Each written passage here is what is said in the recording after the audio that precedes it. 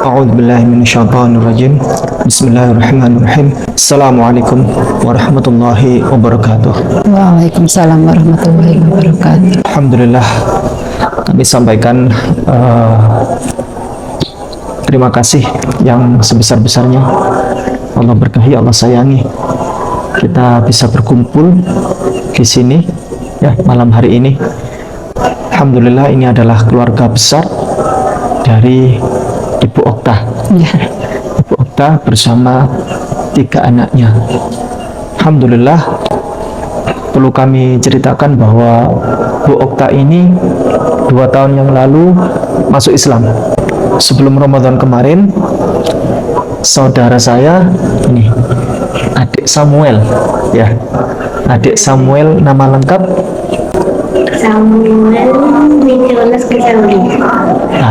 Samuel Nicholas Kesauli ya.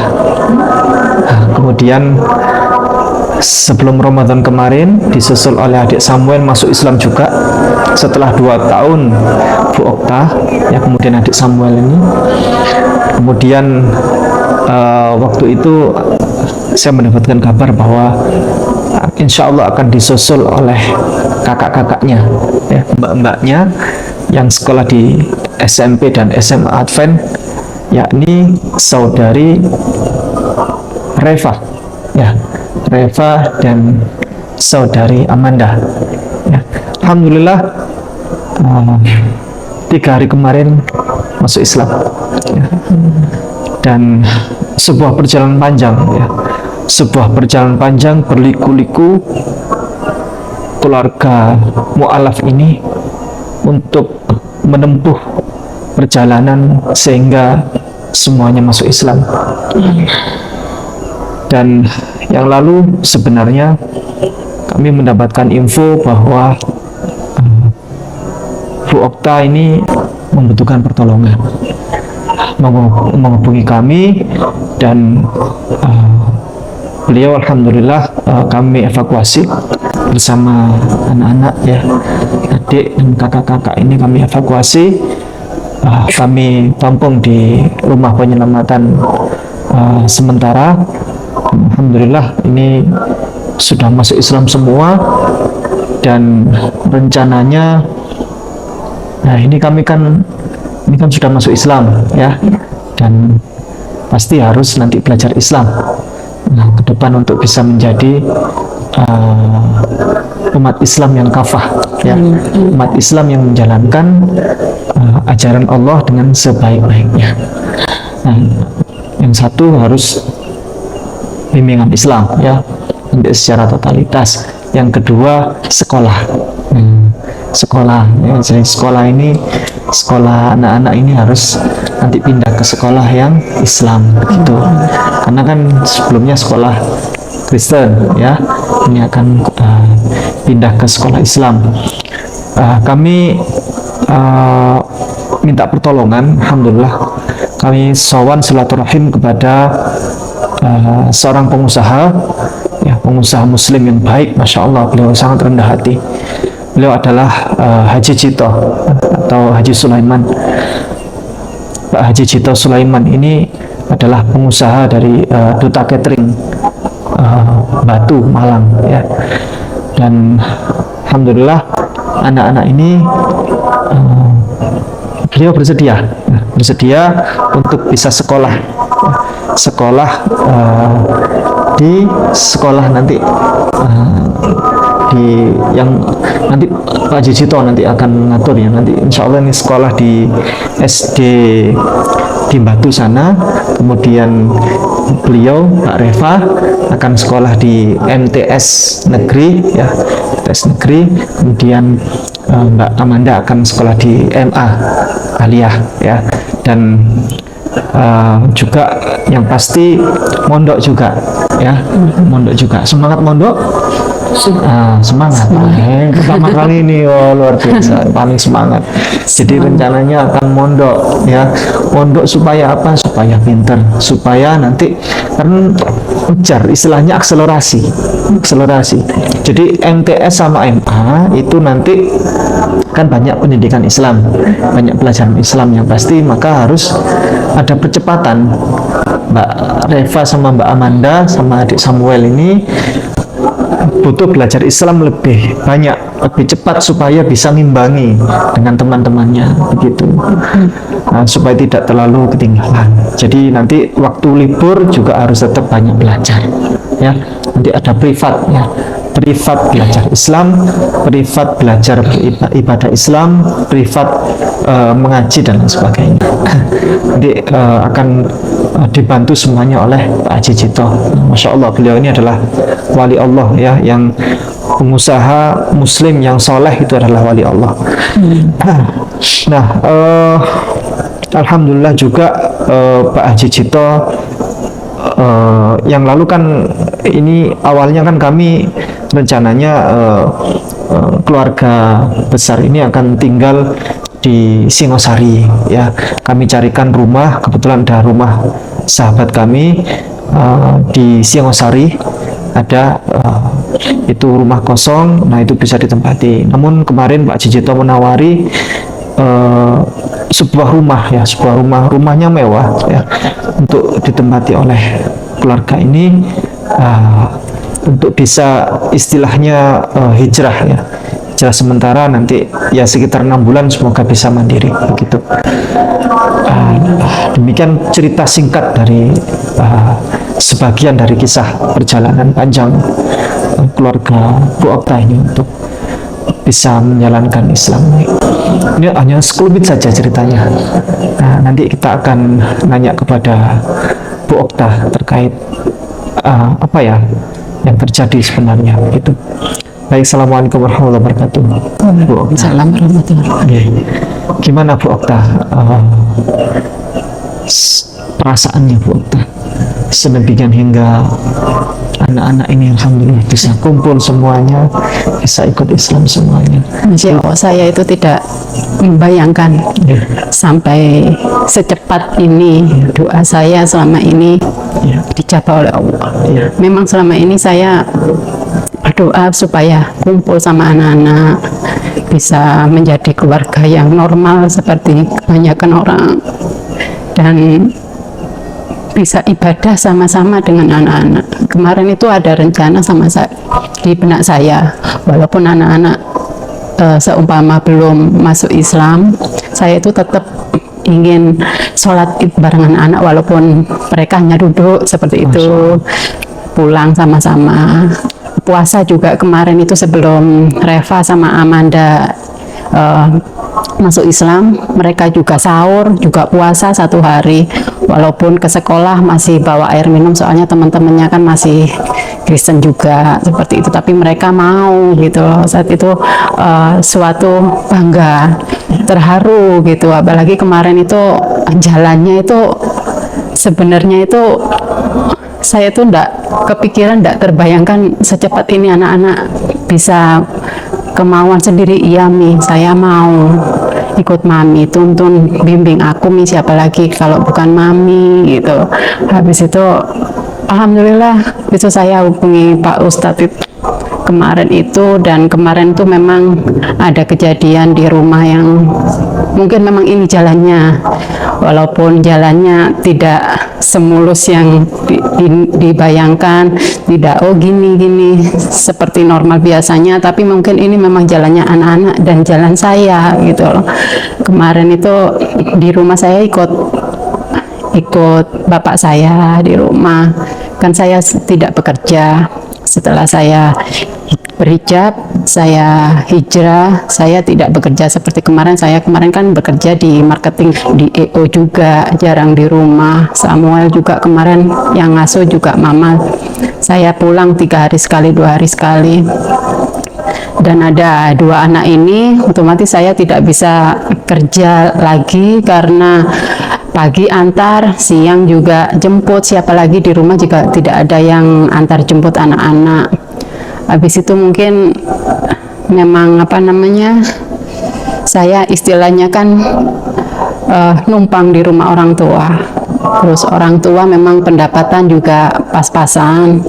Habis itu bapak saya juga ada ini apa namanya penyakit darah tinggi juga. Lihat saya seperti ini mungkin dengan bawa anak 3, dengan saya sendiri, dan saya masih belum dikasih jalan untuk dapat kerjaan seperti itu. Dan kemarin tuh sempat ramai di rumah karena bapak saya mungkin lihat saya terlalu sumpah atau gimana gitu loh Ustadz. Itu saya minta bantuan Ustadz itu tadi. Pokoknya saya tetap baik sama ayah saya daripada nanti saya satu rumah habis itu ada masalah terus numpuk. Jadi saya bawa anak-anak, saya juga pamit baik-baik. Saya pamitnya sih saya mau bimbing anak-anak, mau benerin anak-anak ke Pak Ustadz gini-gini. Saya juga pamit ke ibu saya. Alhamdulillah juga mereka juga ngelepasnya juga diantar sampai depan. Sampai sekarang juga masih komunikasi lagi di mana gini. Pokoknya memang ini kan tanggung jawab saya gitu loh Ustadz, bukan tanggung jawab orang tua saya seperti itu. Jadi alhamdulillah kemarin juga anak-anak juga masuk Islam dan belajar, sudah sedikit-sedikit sholat pagi bangun, ini juga sudah tertib juga. Selama ini kan anak-anak juga kebiasaannya kalau bangun agak siang seperti itu. Habis itu juga karena memang mungkin dari kemarin anak-anak di Bogor juga nggak ada yang perhatian, cuma dikasih makan, pulang, kamu main, pulang, seperti itu aja. Dan sekarang anak-anak sudah tahu waktunya, jam berapa bangun, jam berapa ibadah, jam berapa ini. Sudah sedikit-sedikit yang ngajari juga, Samuel juga ikut ngajarin kakak-kakaknya walaupun sedikit-sedikit gitu ya. Alhamdulillah Pak Ustadz, saya bersyukur sekali. Saya ini merupakan apa ya Pak Ustadz ya, anugerah mungkin ya, apa istilahnya ya Pak Ustadz ya. Mungkin selama ini memang apa yang saya jalani dari proses pertama saya menikah, saya punya anak, saya membina rumah tangga yang kemarin, terus saya berpisah dan anak-anak jauh dari saya dan bahkan sempat berapa bulan diambil dari saya. Saya juga ke pesantren di Mojokerto untuk menenangin diri. Samuel dibawa itu, habis itu papanya tidak ada, akhirnya anak-anak perlahan satu persatu ikut saya, walaupun dengan sedikit bentrok dengan keluarga dari pihak mantan suami saya seperti itu. Ya mungkin memang ini memang seharusnya seperti ini gitu loh Pak Ustadz. Memang mungkin ini doa saya yang sudah dijabah sama Allah dan air mata sudah berganti dengan senyuman tenang gitu Pak Ustadz. Saya juga terima kasih sekali. Ada jalan keluar setiap masalah, pasti ada jalan keluar, walaupun entah itu waktunya mingguan, tahunan, bahkan lama sekali, tapi pasti ada jalan keluar. Dan mungkin ini jawaban-jawaban dan ganti air mata saya, kesedihan saya selama ini dengan lihat anak-anakku. Masya Allah, Allah yang memberikan pertolongan. amin. Saya juga unexpected ya Bu Okta. Jadi kemarin itu saya sempat nggak bisa mikir ini bagaimana. Tapi alhamdulillah Allah ngasih pertolongan dulu sekali. Jalannya enak gitu. Dan alhamdulillah nanti anak-anak insya Allah mudah-mudahan pemirsa, jadi Bu Okta ini masuk Islam 2 tahun yang lalu, masuk Islam ya, pisah dengan suami di Jakarta sana, di Bogor. Nah kemudian setelah itu anak-anak ini semuanya ikut bapaknya di sana, dan yang lalu pas COVID qadarullah sang bapak meninggal sakit COVID mungkin ya. Iya, kena COVID, nyerang jantungnya. Kemudian anak-anak ini akhirnya dengan keinginan sendiri mau ikut ibu atau bagaimana? Keinginan sendiri. Pertama Samuel, habis itu siapa? Pertama saya bilang, kan lihat keseharian saya, sholat, baca Al-Quran. Habis itu siapa yang doain mami, Dek? Kamu anak cowok, kamu nanti yang ngopeni mami, kamu nanti yang bimbing mami, yang bimbing kakak. Tanggung jawabmu besar sekali. Ayo belajar dulu yuk sama mami, diajari. Nanti kalau kamu mau, kalau kamu enak ibadahnya, oh iya Mi, ini Mi, itu kamu bilang mami ya. Jadi sebelum masuk Islam, Samuel saya ajari sholat dulu. Habis itu saya suruh ke musola, saya ini apa namanya, saya ajari doa gini. Habis itu kemudian dia bilang, Mi, aku mau masuk Islam. Alhamdulillah. Habis itu saya ke Pak Ustadz Ibung waktu itu. Baik, saya akan diskusi dengan adik Samuel dulu. Adik Samuel ini yang pertama kali masuk Islam. Yuk minta tolong mic-nya. Oh ya. Gimana adik Samuel? Senang masuk Islam, senang sekali. Dulu kan masuk Islamnya sebelum Ramadan. Iya. Sekarang sudah bisa apa?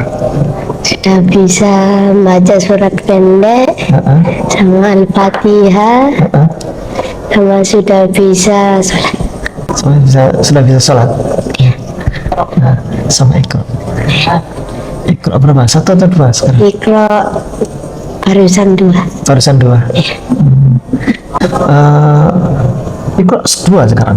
Iya. Sudah Iqra 2. Kalau bacaan surat pendek, bisa dipraktekkan enggak? Bagaimana cara membaca surat pendek yang benar? Langsung kepada pemirsa ya, di depan pemirsa. Ayo, contoh surat pendek. Al-Falaq. Al-Falaq. Gimana? Al-Falaq. A'udzu dulu. A'udzu billahi minasyaitonir rajim. Bismillahirrahmanirrahim. Qul a'udzu birabbil falaq min syarri ma khalaq wa min syarri ghasiqin idza waqab wa min syarrin nafasatil fil 'uqad wa min syarri hasidin idza hasad. Sadaqallahul azim. Masya Allah, itu nanti sambil dievaluasi lagi. Itu sudah pinter, itu sudah bagus. Nanti sambil dinaikkan lagi ya grade-nya. Contoh min syarri itu ada tasydid, syarri min syarri, ada shin dengan ro itu ada tasydid, min syarri. Nanti dinaikkan lagi grade-nya ya, sambil belajar di pondok nanti ya. Oke. Bisa apa lagi? Bisa surat Al-Ikhlas. Al-Ikhlas. Dipraktekkan. Ayo coba. A'udzu billahi minasyaitonir rajim. Bismillahirrahmanirrahim. Qul huwallahu ahad. Allahus samad. Lam yalid wa lam yulad wa lam yakul lahu kufuwan ahad. Sadaqallahul azim. Masya Allah. Ya. Luar biasa. Mau mondok? Mau sekali. Kenapa kok? Saya lihat adik Samuel ini paling semangat. Saya senengnya tuh, tak inget ya. Anak ini kok semangatnya gitu kan. Kok mesti jawaban ngomong pengen mondok. Kenapa? Kok pengen mondok? Pengen bisa baca Al-Quran. Bisa baca Al-Quran dengan lancar. Iya, seperti teman-teman. Kalau mondok itu harus bisa nyuci sendiri. Udah bisa nyuci? Bisa? Nyuci baju? Iya. Bisa, Bu? Masya Allah. Nanti kalau nyuci di pondok itu sebaiknya nyucinya tiap hari baju 1 atau 2 gitu kan, enak, daripada nanti bajunya tiba-tiba banyak, nyuci 1 minggu sekali bajunya banyak, sekali nyuci banyak, itu malas kadang, cuma direndam aja kadang gitu kan. Itu penyakitnya anak muda biasanya, direndam gitu kan. Jadi kalau nyuci itu enaknya tuh 1 hari, tiap 1 hari nyuci tiap hari gitu. Nah, mau 1 baju, mau 2 baju, cuci aja gitu kan, enak, nanti nggak kerasa baju kita bersih terus semuanya gitu. Iya. Jadi ikut mami. Iya. Waktu itu. Tapi masuk Islamnya baru kemarin ya, baru masuk Islam tuh luar biasa. Mami ini nggak maksa ya. Mami ini nggak maksa anaknya, walaupun ikut mami tapi harus masuk Islam. Kemarin kan saya belum berhijab. Ya. Gini kan, sebelum saya berhijab, saya kan nganterin dia ke sekolah, kirain kan sama agamanya Kristen. Setelah itu saya berhijab, terus dikira sama guru-guru yang lain, ya, terus dikira sama guru-guru lain, otomatis Samuel ikut saya setelah papanya meninggal gitu loh. Habis itu dia ditanyain sama gurunya, loh Samuel sekarang kamu agamanya Islam atau Kristen gitu. Terus dia nggak bisa jawab, terus di rumah itu tanya saya, ini terus aku jawabnya apa, soalnya dia udah saya suruh ke musola, saya sudah latihan sholat juga, baca surat pendek juga. Ya dek, besok ke Ustadz Ipung, habis itu baru mami ke sekolah sekalian bawa suratnya biar guru-gurunya ngerti. Habis itu setelah itu besok saya ke sekolah, terus saya bilang kalau Samuel sekarang ikut pelajaran agama Islam ya Bu, tolong dibantu gini-gini. Jadi seperti itu. Alhamdulillah. Berarti mami nggak maksa ya? Enggak ya. Jadi adik Samuel ini benar-benar masuk Islam tanpa ada yang maksa. Ikut sendiri. Ya. Oke. Saya ingin kepada Mbak Reva sekarang. Mbak Reva. Nah, Mbak Reva. Reva ini nama lengkapnya siapa? Reva Lisha Ripka Ardiana. Reva Lisha Ripka Ardiana. Ardiana, panjang sekali namanya, macam kereta api. Jadi Mbak Reva kemarin masuk Islam, rasanya seneng atau nyesel atau bagaimana? Seneng. Ya, soalnya kan jadi sama mami, jadi saya ibadah bareng. Masya Allah. Ini kemarin ada yang maksa nggak masuk Islam? Siapa yang maksa? Kalau yang maksa gak ada. Nggak ada. Ini sudah atas nama keinginan sendiri. Iya. Dia pengen sama kayak mama. Masya Allah. Mbak Reva waktu itu di Jakarta. Jakarta kan di Bogor atau Jakarta? Bogor, Kabupaten Bogor. Di Bogor kan sekolah mana waktu itu? Yang pas SMP Negeri 3. Yang SMA Negeri 2 Gunung Putri. Mbak Reva ini yang SMA ya? Iya. SMA. Mbak Amanda, sering ketuker ya? Mbak Amanda yang SMP. Iya. Mbak Reva SMA mana? SMA 2 Gunung Putri. Nah, terus kemudian pindah ke Malang, pindah ke sekolah Kristen. Iya. Waktu dari hijrah dari Bogor menuju ke Malang, pindah ke sekolah Kristen. Siapa yang nyuruh ke sekolah Kristen? Atau atas keinginan sendiri?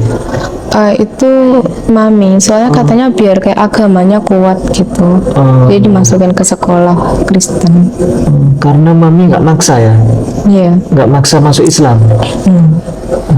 Kenapa Mbak Reva waktu itu tidak ingin, maksudnya mami aku biar pindah ke sekolah yang bukan Kristen aja, yang umum atau yang Islam, gimana? Ada perasaan gitu waktu itu? Enggak. Jadi mami ini waktu itu memang benar-benar tidak memaksakan ya, tidak memaksakan kehendak. Jadi menyekolahkan anak sesuai dengan agamanya. Waktu itu memang Mbak Reva masih belum ada keinginan masuk Islam ya waktu itu ya? Belum. Berarti moderat mami. Nah, jadi tidak langsung tiba-tiba anaknya pindah ikut mami, sudah kamu ikut saya sekolah di sekolah Islam, enggak ya? Masya Allah. Apa yang ada di dalam pikiran waktu itu dengan pikiran ini harus bagaimana saya gitu? Ya kemarin itu bertahannya itu dari uang tabungan Ustadz saya. Saya kan sempat kerja juga. Saya pisah itu memang saya tidak menuntut hak asuh, tidak menuntut harta gonogin atau lain-lain.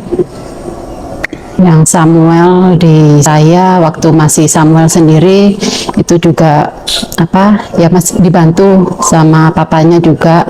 Alhamdulillah komunikasi kita walaupun kita pisah baik demi anak-anak, kita mengesampingkan ego. Jadi berapapun dia kasih ya dikasih alhamdulillah seperti itu.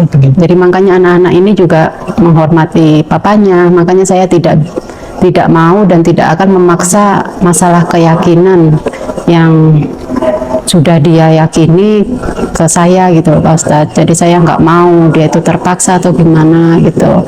Terus setelah ayahnya tidak ada dan anak-anak memang rencananya memang tidak di saya, anak-anak mau dibawa semua di Bogor sana, apalagi Samuel, dan memang sudah didoktrin tidak akan bisa di Malang. Kamu sekolah, dokumen, gini-gini semua, kamu kalau tidak ada kita, siapa yang biayai? Mamimu tidak punya apa-apa. Dan kemarin itu Reva minta dijemput, memang mulai papanya tidak ada, memang minta dijemput, tapi saya masih belum ada biaya. Saya lihat dulu 6 bulan Januari itu dia tetap kapan dijemput, ya nih ini lagi ngumpulin duit, kapan dijemput dengan uang yang seadanya. Saya berangkat jemput anak-anak dengan masalah yang seperti itu, bentrok seperti itu, dengan perkataan yang seperti itu juga, bukan hanya ke saya tapi ke anak-anak di WA. Soalnya saya jangan diangkat ininya, teleponnya, jadi di WA itu nyecarnya ke anak-anak juga ke saya juga, mau dilaporin ke polisi, seperti itu Pak Ustadz. Habis itu saya nggak mikir gimana nanti kesehariannya anak-anak gini-gini, kan waktu itu masih online ya, jadi untuk transportasi untuk apa gitu saya nggak mikir. Sama masalah sekolah juga, waktu itu sekolahnya yang di Malang itu saya juga belum bayar gitu loh Pak Ustadz, dan mereka sudah mau ini kasih kesediaan bangku seperti itu. Habis itu dengan seiringnya waktu ya saya bertahan dengan uang tabungan habis, ikut orang tua makan ya seadanya. Dan memang saya sudah bilang ke anak-anak, berjuang sama-sama ya nih ya, kamu ikut mami bukan kamu tahu keadaannya mami, jadi puasa, nanti kalau setelah puasa pasti lebaran nih, pasti dikasih enak, tidak akan di dunia ini dikasih susah terus. Jadi kamu sabar ya nih ya, masalah makan dia kan, mereka kan sudah terbiasa makan, ada makan kecukupan. Alhamdulillah kok anak-anak ini ya ngerti gitu Pak Ustadz, walaupun nasi dibagi, walaupun hanya sekedar makan sama tempe dibagi dan kerupuk juga dibagi seperti itu, tapi anak-anak ini tidak ngeluh, tambah seneng gitu Pak Ustadz. Habis itu sudah start tidak bisa, yang sekolah juga biaya per bulannya juga ditagih terus, anak-anak juga ikut ujian karena saya ngadep ke kepala sekolah, saya nggak bisa bayar, tapi anak-anak tetap ujian. Terus habis itu sudah tidak bisa, tidak ada yang bisa dimakan juga, semakin sedikit. Sekolah juga ini akhirnya saya hubungi Pak Ustadz Ipung, kok bersamaan dengan anak-anak bilang aku mau ikut mami, bimbing aku nih gini. Udah seperti itu Pak Ustadz. Jadi memang masalah biaya memang saya pada saat ngambil anak-anak memang saya nggak mikir gitu Pak Ustadz, pokoknya saya udah izin ibu saya ya makan seadanya, ya sudah saya berangkat gitu Pak Ustadz. Seperti itu, makanya saya dengan bantuan, dengan jalan keluar yang seperti ini, seperti dibukakan pintu kemudahan yang luar biasa, alhamdulillah. Langsung seperti beban saya itu sudah diambil. Selama ini yang ada numpuk di pikiran, di pundak saya itu seperti sudah dialihkan, ini saatnya kamu untuk jalani yang seperti ini loh, hidup yang gini, ada anak-anak, ada ini, seperti itu Pak Ustadz. Alhamdulillah, Allah memberikan pertolongan ya, luar biasa ini. Dan kepada seluruh pemirsa, jadi memang problem mu'alaf itu banyak sekali. Jadi orang kalau sudah masuk Islam, sama seperti ada saudara Islam masuk Kristen ya. Kalau misalnya dia memiliki keluarga bupati ya, pasti bupatinya juga akan ikut-ikutan ya. Jadi mu'alaf dihajar, mu'alaf diusir ya, mu'alaf dilepaskan dari pekerjaan, mu'alaf disiksa secara fisik dan lain sebagainya. Itu banyak sekali kasus yang terjadi. Jadi memang korban mu'alaf ini sangat banyak ya, karena ini adalah perpindahan ya, perpindahan antara satu area menuju area yang lain yang sangat jurang perbedaannya itu luar biasa dan sangat sensitif sekali begitu, apalagi di lingkungan keluarga ya, yang notabene mungkin sangat berbeda pandangan begitu.